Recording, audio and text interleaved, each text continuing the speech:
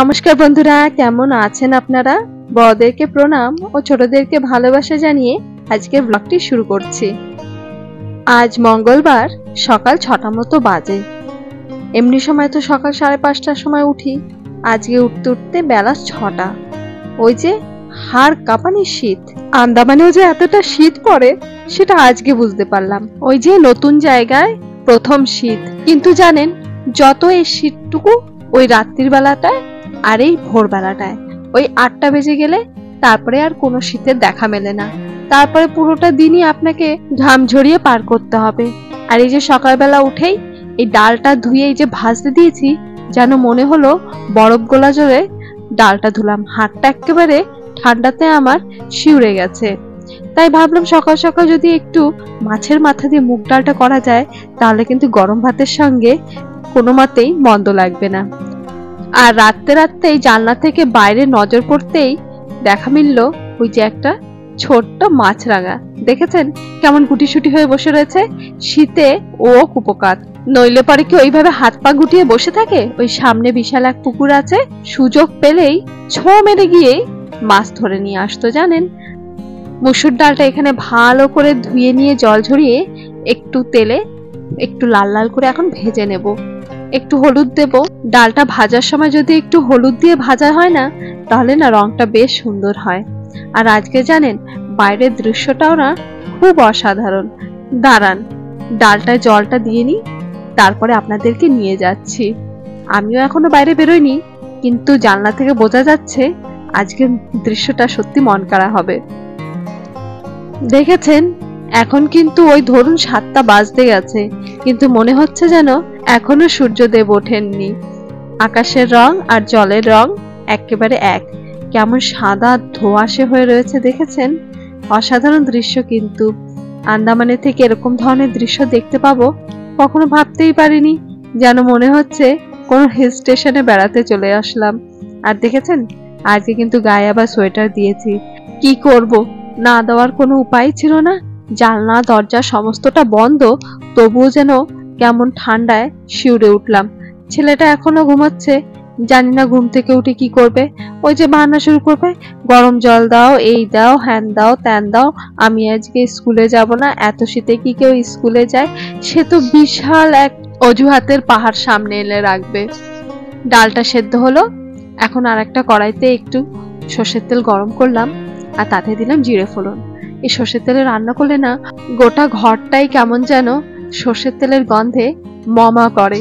তাই তো এই সর্ষের তেলের রান্নাটা ছাড়তেই পারি না। ওই খুব কম হলে সাদা তেলটাই ব্যবহার করি, তাছাড়া তো সর্ষের তেল যেন আমাদের সবার প্রাণ। পেঁয়াজটা ভেজে একটু আদা রসুন পেস্ট দিলাম, তারপরে একটু নুন, হলুদ, জিরে পাউডার, শুকনো লঙ্কার গুঁড়ি আর একটু টমেটো দিয়েছি। এখন মাছের মাথাগুলি আগে থেকে ভেজে রেখেছিলাম, সেগুলো দিয়ে দিচ্ছি। আর মুড়ি ঘন্ট জানেন, আমাদের বাড়িতে এমন কোনো মানুষ পাবেন না যে তারা পছন্দ করে না। এই মুড়ি ঘন্ট বললাম তো, আমাদের আন্দামানে আমাদের ঠাকুমা দিদিমা এনাদের মুখ থেকে আমি এই পদটিকে মুড়ি ঘন্টই শুনে এসেছি। আমরা আবার অনেকে এটিকে মাছের মাথা দিয়ে মুগ ডাল বলে থাকি। তো ওনারা এত লম্বা চওড়া নাম কখনোই বলতেন না, ওনারা বলতেন মুড়ি ঘন্ট।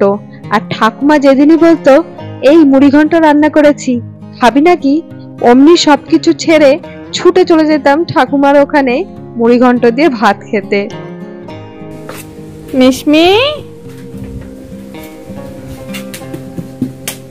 টাটা, স্কুলে যাই মা। খাও, খেয়ে নাও। ऐसा খাতি দেখো, টেস্টি, আমার টেস্টি। তুমি ফুলের কড়িটা কেন ছিঁড়েছ? কেন ছিঁড়েছ? Tata, tata. হ্যাঁ ইসমি, টাটা। আর এখন এই বেলা 4টে মতো বাজে, আর আমরা সবাই কিন্তু এখন কাজ থেকে ফিরে এসেছি। আর মাও আমার ঘুম থেকে উঠে গেছে। আর এখন দেখছেন কি লেখাপড়া করতে বসেছে। এখন এই সারাদিন পর ওর বাবাকে পেলো, এখন আর ওর বাবাকে কিছুতে ছাড়বে না।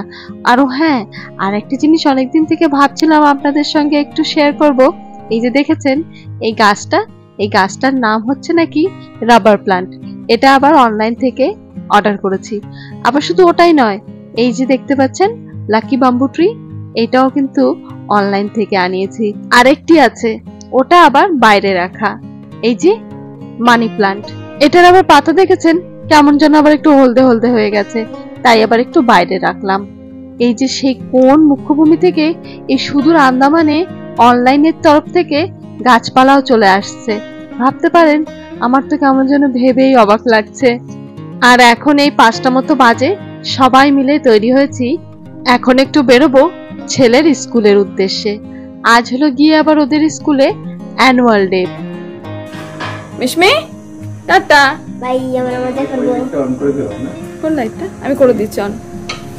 চলো নামো বাবা। দেখেছেন ওর বাবার কোল পেয়ে এখন আমাকেও টাটা করে দিচ্ছে। তাহলে বন্ধুরা, আজকের ব্লগটি এ পর্যন্তই থাক। দেখা হবে আগামী ব্লগে। ব্লগটি কেমন লেগেছে কমেন্টে কিন্তু অবশ্যই জানাবেন। যদি ভালো লেগে থাকে তাহলে একটি লাইক করে দেবেন। দেখা হবে আগামী ব্লগে। ততক্ষণের জন্য ভালো থাকবেন, সুস্থ থাকবেন, সাবধানে থাকবেন। নমস্কার।